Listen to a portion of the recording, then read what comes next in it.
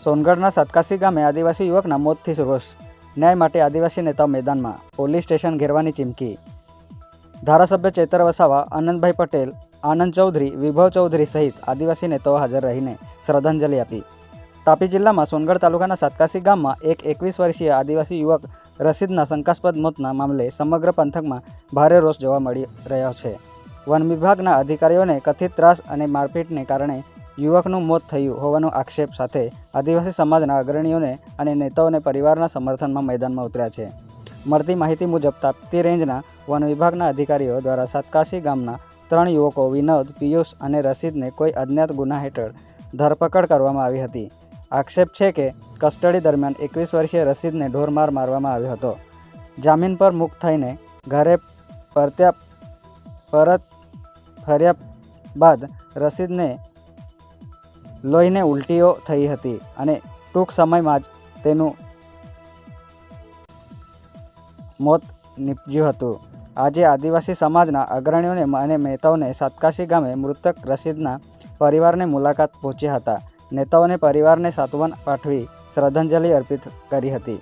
Media સાથેની વાતચીતમાં આદિવાસી નેતાઓ જણાવ્યું હતું કે નિર્દોષ આદિવાસી યુવાનને વન વિભાગના અધિકારીઓને રહીને નાખ્યો છે। ક્યાં ગુનામાં તેની અટકાઈ કરાઈ હતી તેની પછી કોઈ સ્પષ્ટતા નથી। Suhas Valvi, news time, Kukarmunda, Tapi.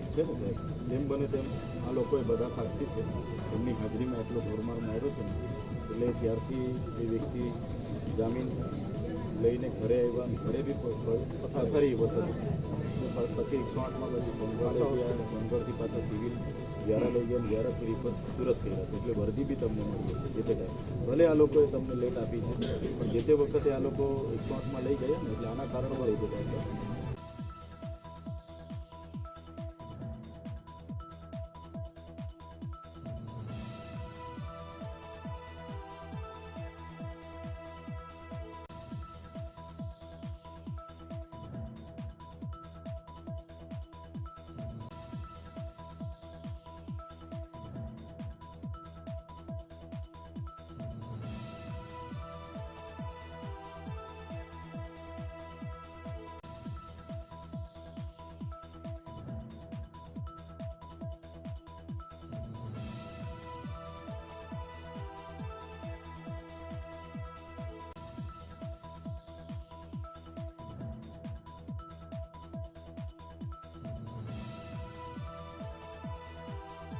તાપી જિલ્લાના તાપ્તી રેન્જની ઘટના સતકાસી ગામના યુવક રશીદને જંગલ ખાતાના અધિકારીઓ દ્વારા ઢોરમાર મારીને મારી નાખવામાં આવ્યો।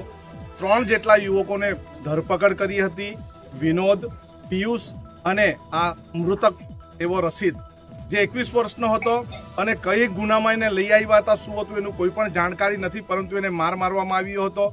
જામીન થયા પછી ઘરે આવ્યો અને ઘરે લોહીની ઉલટી થઈ અને ત્યારબાદ મૃત્યુ થયું હતું। આજે એને શ્રદ્ધાંજલિ આપવા પરિવારને મળવા અમે આદિવાસી સમાજના આગેવાનો સાથે પહોંચ્યા, શ્રદ્ધાંજલિ આપી અને અમે ચેતવણી પણ આપી છે કે જો FIR ન નોંધવામાં આવે તો આવનારા મંગળવારે અમે પોલીસ સ્ટેશનનો ઘેરાવ કરશું અને અમારો મૃતક દીકરો છે એને ન્યાય અપાવવાની કોશિશ કરીશું।